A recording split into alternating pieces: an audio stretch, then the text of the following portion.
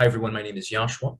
I'm a fellow with the Oxford Interfaith Forum, and I have this distinct pleasure of introducing Professor Michael Lloyd, who is the principal of Wycliffe Hall.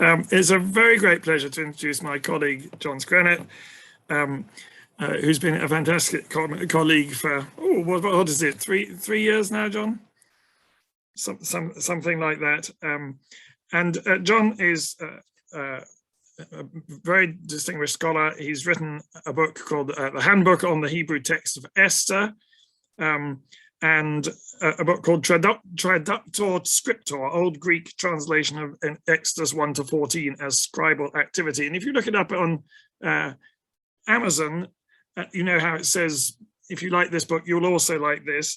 Apparently, if you like those books, you'll also like bath bombs and barneotherapy. So obviously wide-ranging taste. He's also written a grammar of Eucharistic, which says if you like that, you'll also like Spare by Prince Harry. We actually have a couple of Eucharistic scholars at Wycliffe, and I'm keen that we should have a Eucharistic speaking formal hall one evening. I think that would be fun, if slightly silent, as we listen to them talk.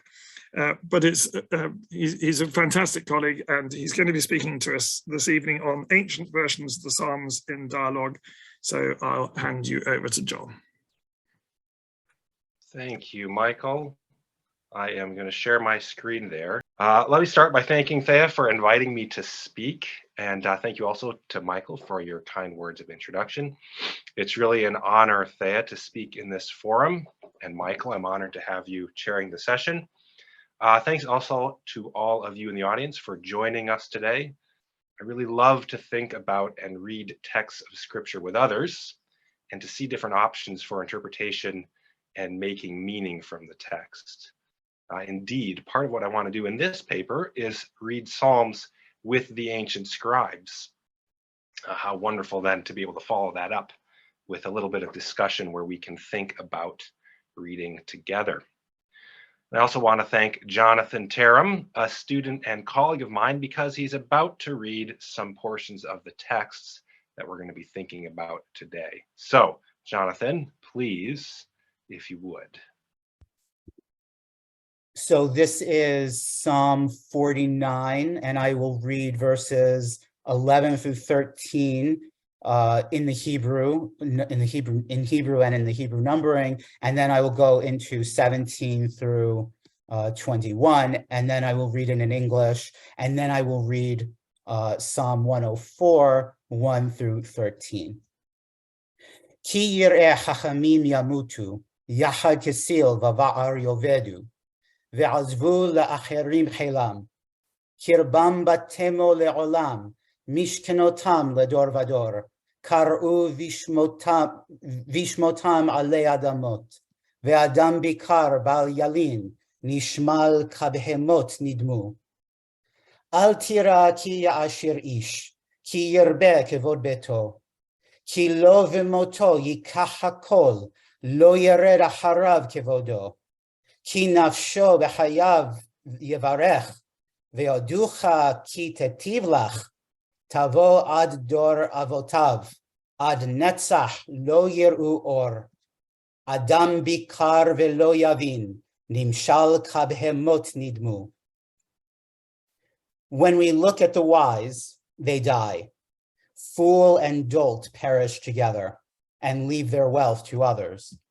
Their grave are their homes forever, their dwelling places to all generations, though they named lands their own.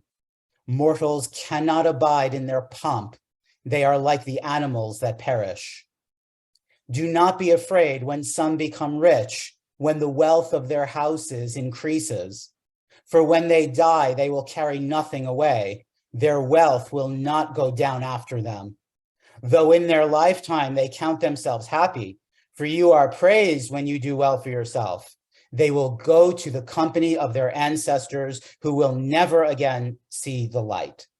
Mortals cannot abide in their pomp. They are like the animals that perish. Psalm 104, 1 through 13.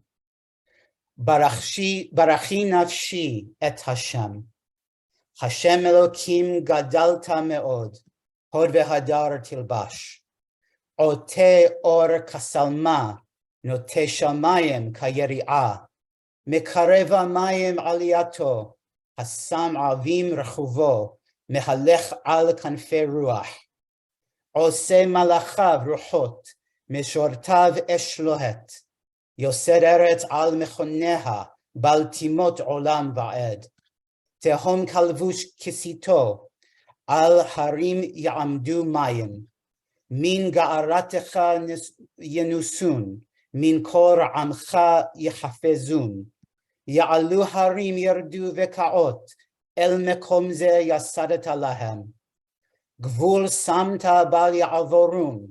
Bal yeshuvun lechasot haaretz. Meshaleach ma'yanim banehalim. Ben heharim yahalechu. Yashku kol hayto sadai. Yishperu fraim tzma'am. Alehem of hashamayim yishkon. Mi ben ofayim yitnu kol. Mashke harim me'aliotav. Mi pri ma'asecha tisba haaretz. My soul, bless the Lord. Lord God, you are very great. You wear majesty and splendor. Wrapper of light like a garment, stretcher of the heavens like a tarp, builder upon the waters of his chamber, the setter of clouds as his chariot, traveler on the wings of the wind, maker of his messengers into winds, ones who serve him into flaming fire, establisher of the earth on its places, that it should not totter ever. With the deep like clothing, you covered it, that the waters should stand on mountains, that from your rebuke they should flee, from your thunder's voice should be hurried, that they should go up mountains, down valleys, to the place which you established for them. You set a boundary that they should not cross it, should not return to cover the earth. Unleasher of springs in the wadis, that they should go between the mountains, giving drink to every wild animal, that donkeys be drunk in their thirst, that upon them the bird of the air should dwell, from among the foliage should give voice, irrigator of mountains from his chambers, that from the fruit of your works the earth should be satisfied. Thank you very much for that, Jonathan. Before I get too far, I think it's important that I tell you some of my background for context. I'm a Christian, a Protestant from North America, and I'm someone who's been involved with the Church of England in some form or another over the last 10 years. However, the sorts of readings of texts that I think are most compelling, things that are meaningful to Jews, Christians, Muslims, and anyone of any faith or non-faith conviction. So I'm going to do my best today not to give a particularly Christian reading, but at the same time, I'm a Christian, so that steers my innate perspectives and it's part of my knowledge base. Now, let me start with the title of my talk. It seems like a good place to start. I just want to flag that I'm not trying to put Psalm 49 and 104 in dialogue with one another. Instead, these are two examples where versions of each text can be put in dialogue. And actually, I want to start with a quick example that's not Psalm 49 or 104. Instead, it's from Psalm 100. And here we've got a fairly straightforward example of the sort of thing that I'm thinking about. Part of Psalm 100, verse 3 reads, Hu asanu velo anachnu. He, that is the Lord, made us, and lo anachnu. The word lo, when just spoken and not written, could be two different things. And we see both of these strongly represented in the ancient textual witnesses. He made us and we did not, lo with an aleph, meaning not. And another option is, he made us and we are his, lo with a vav, the preposition lamed with the third masculine singular pronoun. We are to him, i.e. we belong to him. These are two fairly different ideas, though we can make both work well in context. One version of the text states that Israel, the us of the text, belongs to the Lord. It's the classic, I am your God and you are my people. The other version states either that humans are not the creators of themselves, God is, or that Israel did not create itself, God did, for example, through the Exodus. In the former reading, pronouns and word order are used to contrast the Lord with the other gods of the ancient world. In the latter, the pronouns and word order are used to contrast the Lord with the people of Israel or with humanity. It's just one phrase here in the psalm, but it really has the potential to shape the reading of the entire thing. Now, we might speculate about which version of the text is earlier, and of course, scholarship has done so, but do we really need to? Both versions of the text are lovely. Both are fitting and meaningful. Both are ancient and make great sense of the text. So I want to suggest that we should embrace both readings, and that we can do this in at least 3 ways. The most obvious way is to read Psalm 100 as it stands in each version, and affirm the value of both versions. The second way is that we can read the textual development. We might argue that the we are his reading is earlier. What does it mean that somewhere along the line the text changed? Why did it change? And third, we might read the 2 versions of Psalm 100 as intertexts, with the difference between the two in verse 3 in particular standing out as the most salient thing, causing the reader to interpret the whole with that difference in focus. Here are a couple of articles where I try to make and exemplify these points in one way or another. Now, there will, of course, be a lot of overlap between these 3 reading practices, but together they help us to read the text as a pluriform thing, to read various versions together. So Psalm 49, and sorry to give so much text in a slide here. It's really helpful to see where the various parts fit in. Maybe you can minimize my face and maximize the slides if you're having trouble reading it. At the heart of Psalm 49 is a set of reflections on the inevitability of death, its implications for the powerful and wealthy, and what that all means for the individual who is on God's side. These reflections sit nicely with other texts that poke and prod various themes about wisdom, and as such, it has been called a wisdom psalm. Note the extended introduction that specifically frames these reflections as teaching about wisdom. Listen to my words of wisdom, the psalmist says. The reflections themselves are structured around a trio of paired verses. First, the question in verses 6 to 7, the sort of response to that question in verse 17. Why should I fear the wealthy and powerful who persecute me? And do not be afraid of the wealthy and powerful. The question in verses 6 to 7 is in one sense rhetorical. It's basically saying the same thing as verse 17.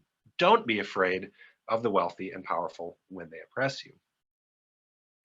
In another way, however, I think there's a real question here. Why is it the case that I, the person on God's side, shouldn't fear these people? The rest of the psalm is basically addressing that question. The wealthy and powerful are going to die like everyone else, and in the grave, none of that wealth matters. You can't take it with you, as they say. In contrast, the individual on God's side, the I, has some sort of protection from death or favor from God in death. Second, there's a similar sort of echo going on between verses 8 to 9 and verse 16. Both speak of redemption or ransom, pada and pidion. Both begin with a similar word, or ach, and both have a lot of letters. Both have a lot of the letters aleph, lamed, pei, and shin, so there's consonants. There's a similar sort of relationship like the one between verses 6 to 7 and 17.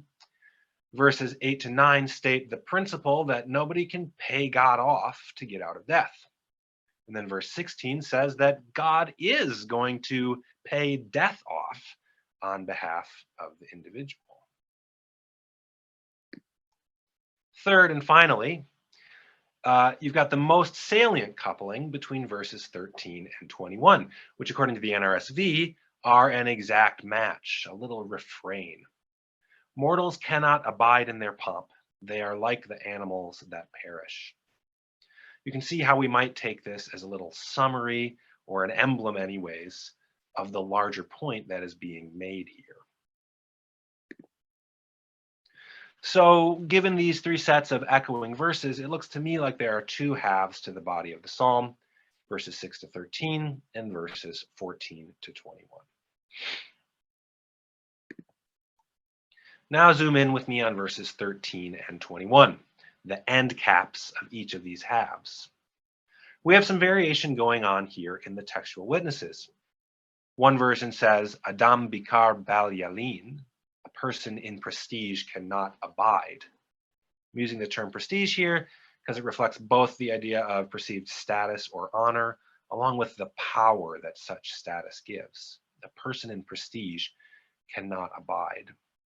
This is what we've got in the Masoretic text in verse 13, as well as a number of witnesses like Symmachus that typically agree with the Masoretic text. Masoretic text is a really reliable, strong witness to the ancient text, though the actual physical evidence for it dates to quite a later period. This reading on its own presents a number of possibilities. The Yiktol verb yalin could be about ability, as in my translation, cannot abide.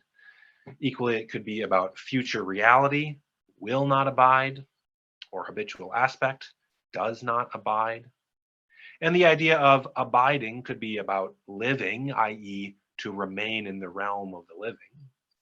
On the other hand, it might be about remaining or abiding in prestige, keeping one's status, if we take bikar to belong to the verb. And this flags up one other set of interpretive possibilities, whether bikar modifies the verb, as just stated, or whether it modifies the noun Adam. And this is why I've put the phrase in prestige where I have in the translation. Either the text is saying that a person cannot abide in prestige, or that a particular sort of person, the person who is in prestige, in a position of power granted by a claim and status, that particular sort of person cannot live forever, or they will not, or they do not, etc. So we have a lot of options just with the one version of the text here. Next, there's the reading found in 4Q Psalm C, the Septuagint, and perhaps the Peshitta. These are other ancient manuscripts and translations. We've got the reading Adam bikar lo yavin, or Adam bikar bal yavin. A person in prestige cannot understand. The difference between bal and lo here is incidental, at least to our conversation, doesn't impact the meaning of the text. So here we have some of the interpretive possibility. Here we have the same interpretive possibility as the previous option in terms of the tense aspect and mood of the verb, cannot, will not, does not. But in this case, the verb is to understand, not to abide. Whereas to abide has clear connections to the body of the psalm when understood as remaining in an alive state. To understand connects nicely to the wisdomy feel of the psalm and its call to understand wisdom in the opening verses. I think in this version, bikar is modifying the noun Adam. I suppose we could take bikar as the complement of yavin. A person cannot understand honor, but that seems unlikely to me in context.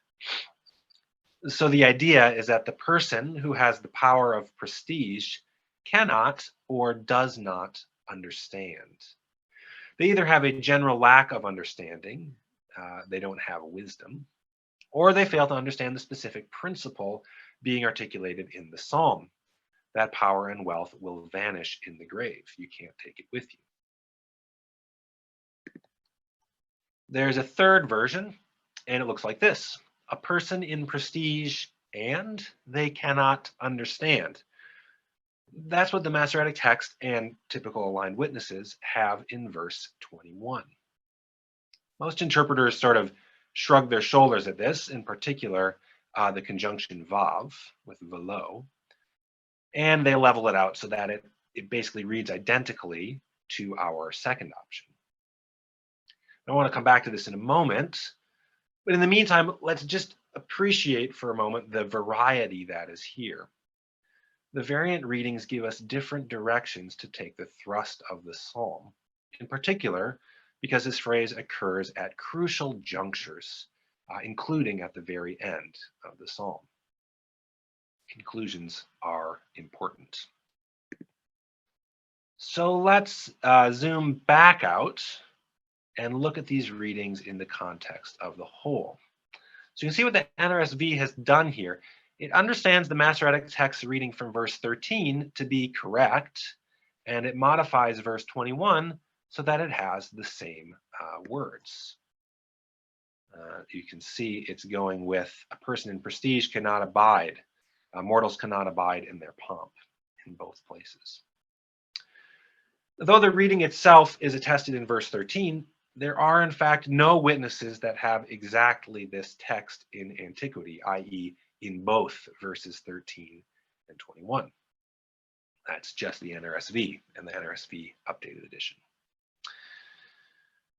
The Septuagint, Peshitta, and presumably 4Q Psalm C, though it breaks off before the end of the psalm, they have a verbatim repetition like NRSV, but the verb is understand rather than abide. The Masoretic text version of verse 21 is better understood in light of the psalm as a whole. Verses 13 and 21 make different statements about the person who has wealth and status. In verse 13, they are not able to abide forever. Death comes to them as it does to everyone else. This fits right in with the flow of thought, both preceding and following, hitting that theme that addresses the question of verses 6 through 7. Then in verse 21, they are not able to understand. Where it falls at the end of the psalm, I think this is about understanding in general, including but not limited to understanding the principle that has been articulated in the body of the psalm. They don't have wisdom. This, of course, connects to verses 2 to 5, giving the entire psalm a wisdom frame at the start and the finish. Now, that pesky vav that interpreters want to gloss over actually has a crucial function in this reading. It indicates that the Hebrew is using dislocation, sometimes called casus pendens. The main part of the clause starts with vav. What precedes it is dislocated, with the purpose of orienting the reader to the theme or topic of the sentence. It says, hey, remember the person of prestige from verse 13 that we said couldn't abide? Well, they can't understand either. It's really lovely, I think. So in verse 21, the poem steps out of the conversation about dying and puts the powerful, wealthy person that it's referenced before, it puts that person into the larger frame of wisdom. They don't have it. They're just as stupid as the animals. Crucially, again, in the context of the whole, what the text of this version is doing here is both invoking verse 13, so that 13 and 21 make a sort of refrain, but it's also riffing on verse 13 to create a clever poetic, full of rhyme, rhythm, and assonance. Bal yalin, velo yavin. Delicious. I think the point of the psalm, at least the point of verse 21 in the Masoretic text, is summed up well in a joke that I found on the internet. And I'm going to tell you that joke now for a bit of variety in my presentation. You can catch your breath here and tune back in if you zoned out. So there was a man who had worked all his life and saved all his money. He was a real miser. He loved money more than just about anything. And on his deathbed, he said to his wife, listen, when I die, I want you to put all of my money in my casket with me so that I can take it with me. His wife promised that she would indeed put all of his money in the casket with him when he died. And not long after, the old miser died. At the funeral, the widow brought a shoebox and put it into the casket next to her dead husband. Her best friend, who had seen her do this, said to her after the funeral, "I hope you weren't crazy enough to put all that money in there with that stingy old man." The widow replied, "Of course I did. I gave my word." The friend replied, "You mean you put every cent of his money in the casket with him?" She said, "Of course. I got all of his money together, transferred it into my account, and I wrote him a check."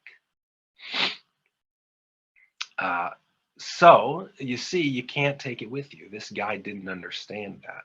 You guys are all muted, so I'm just assuming that you're all laughing hysterically at this point. Okay, let's move on to some thoughts on Psalm 104.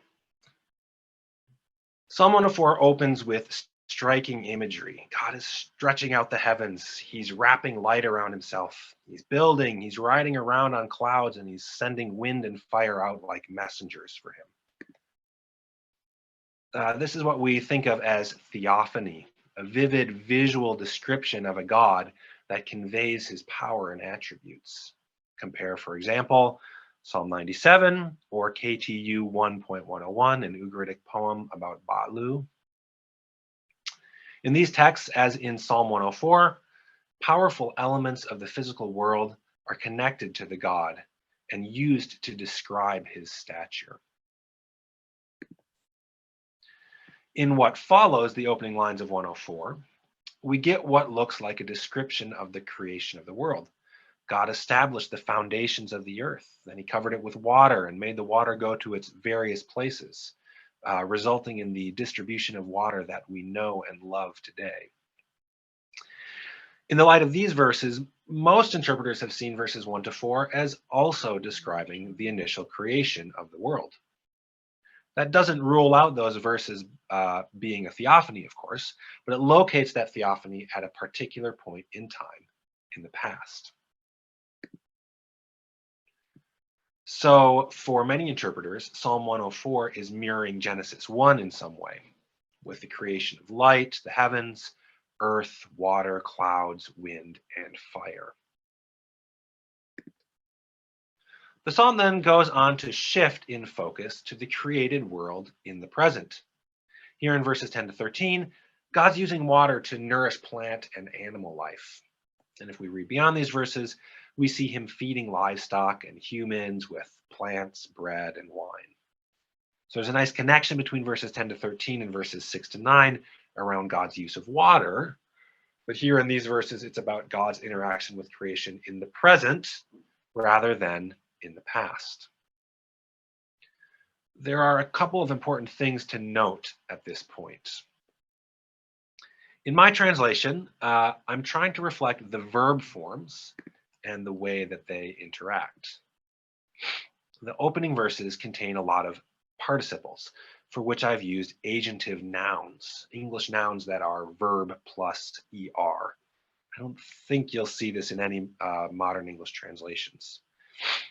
I do this to reflect the fact that the participles aren't tensed, and really at their core, they're there to describe God in an adjectival fashion.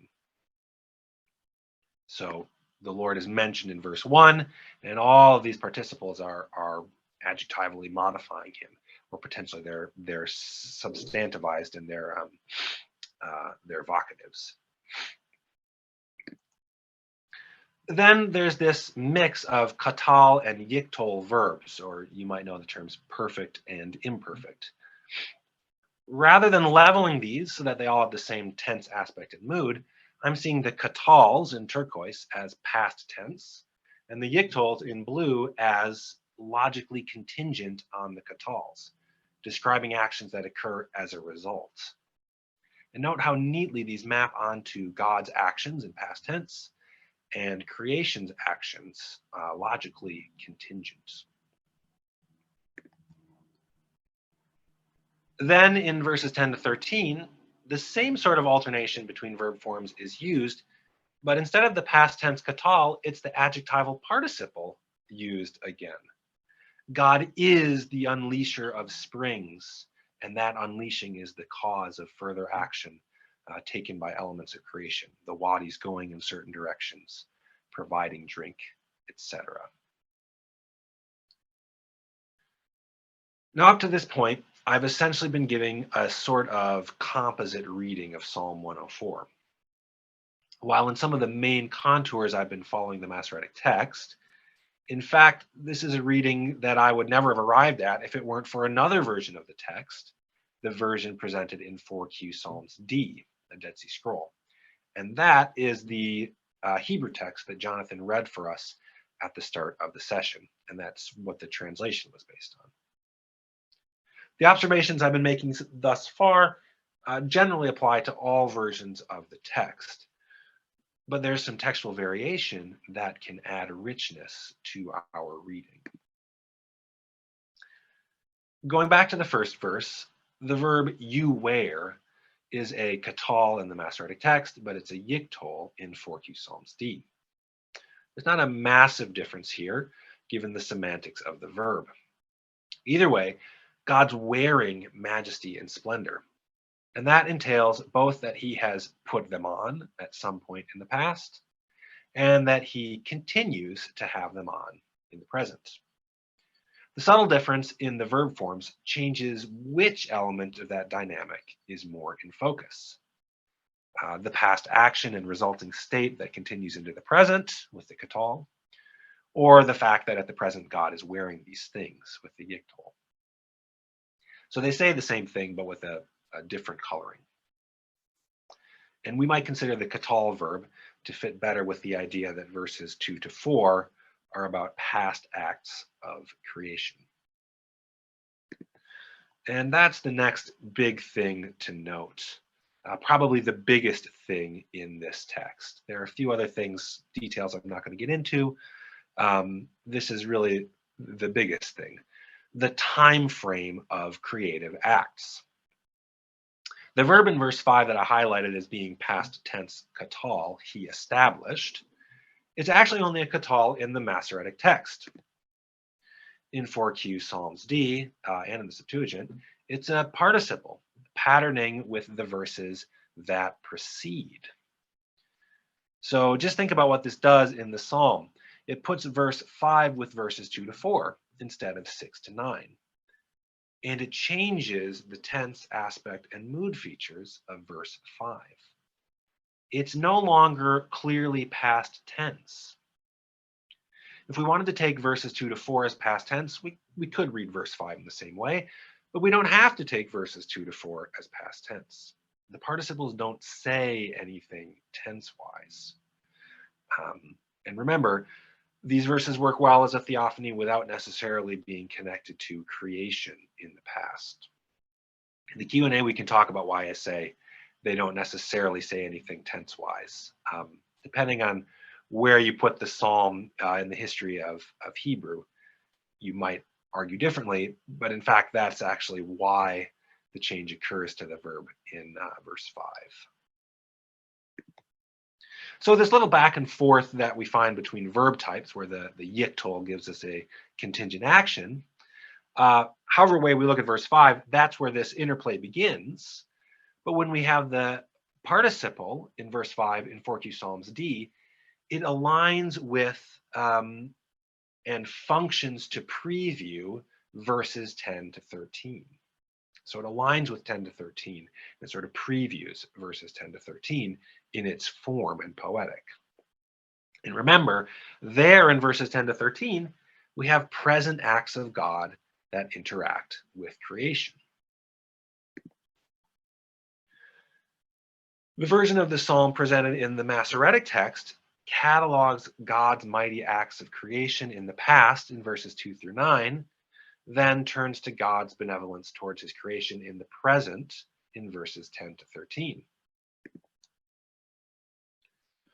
The version of the text in 4Q Psalms D leaves the timing of verses 2 to 5 tantalizingly open. When the audience gets to verse 10 and sees the close structural affinity with verse 5, The poem is, I think, prompting them to consider whether God established the earth only once in the past, or whether he continues to establish it in the present. And it's worth saying here that really these texts aren't meant to be read one time, start to finish, and that's the ideal reading. They're read and performed and engaged with many, many times, and the ideal reading is, the 50th time, such that when you get to verse 5, you do already know verses 10 to 13. So did God establish the earth once in the past, or does he continue to do it? I don't know that the psalm is giving us an answer to that question, but I think it's prodding us to consider the possibility. So the Lord is establisher of the earth, just like I'm speaker of today's session. It was appropriate to call me the speaker yesterday. It's appropriate to call me the speaker now, and you could still call me the speaker tomorrow. There's nothing about tense there. So for God to be establisher could entail past, present, or future action. It's undetermined. And in fact, of all the possible explanations for how this variation came about, the most likely one is that some person or community sensed the prompting of the psalm and answered decisively, no, God does not continue to create in the present. He only established the earth on its foundation once in the past. And this is why the verb was changed to katal. There are a lot of details of this analysis, but just notice the change in person from verse 5 to verse 6, from third to second person. It was a simple move to vocalize a participle as a katal instead in the third person, yosed, yasad. This little trace in the Masoretic text, the difference in person of the verbs, it tips us off to the fact that verse 5 doesn't quite belong with verses 6 through 9. So if we want to think about reading the development of the text, then here's a nice opportunity. Some community or communities affirmed that the creation of the earth happened once in the past. Presumably another community or communities didn't alter the text because they thought the idea of God creating the present was compelling and true. Indeed, that idea has had a long afterlife in Judaism and Christianity. So, as a person of faith, what are the ramifications of there being multiple versions of these and other poems in antiquity? What are the poems if there are multiple versions? And what do they mean if there are multiple instantiations of each poem at the turn of the millennium? What did the plurality of forms mean then? What might they mean for contemporary people of faith? And I hope you've seen my own view is that having multiple versions adds richness to what the text means. Similar to what Benjamin Summer has said about critical methods like source criticism, allowing textual variety like this to stand and be explored is a way of recovering more ancient Jewish voices. We can interpret and find meaning in the development of the text, the way that we think the text has changed diachronically, and we can read the versions as inner texts. And most of all, we can pay full attention to each version and read each fully on its own. And I think very, very few biblical scholars do this, apart from the Masoretic text, that is. And I'd like to see a move away from the modern impetus to level the text into a monoform and univocal thing, and instead a move toward embracing the multiple versions of the text and their interpretive possibilities. Thank you. John, thank you very much indeed. That was a fascinating comparison of the different versions in those psalms, and we're very grateful. We're going to have an opportunity for questions now for the next quarter of an hour or so. So do be thinking of questions that you'd like to ask or comments you'd like to make. And I'm going to kick off with a question myself, which is, you talked about particularly with Psalm 100, but later with the others as well, that both versions are lovely, and you want to hold both, and I agree with you, both versions are lovely, and that's a nicely Irenic position to take.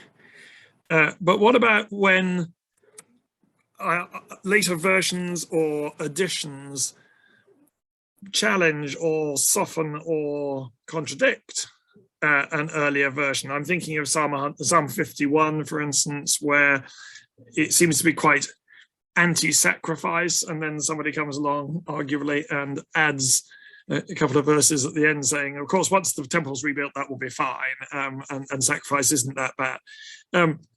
If you were the poet, the psalmist, would you appreciate being corrected in that way? Do we have to make some choices? Yeah, great question. I mean, I think, we already have to deal with that in terms of what we find in the Bible anyways. You've got different voices saying different things. Oftentimes they look like they're, arguing against each other. And, from a faith perspective, how do you deal with that? Well, you've got different perspectives on God and different perspectives on what's going on.